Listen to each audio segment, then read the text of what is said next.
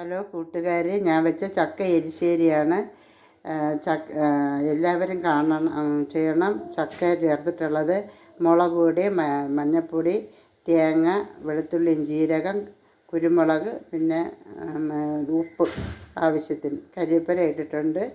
എല്ലാവരും ചെയ്യണം, ഉണ്ടാക്കണം.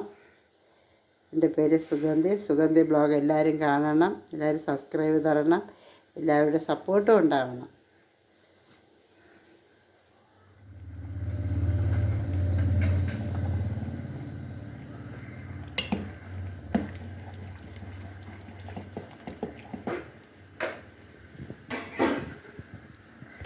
കൂട്ടുകാരെ, എൻ്റെ ചക്ക എരിശ്ശേരി റെഡി ആയിട്ടുണ്ട്.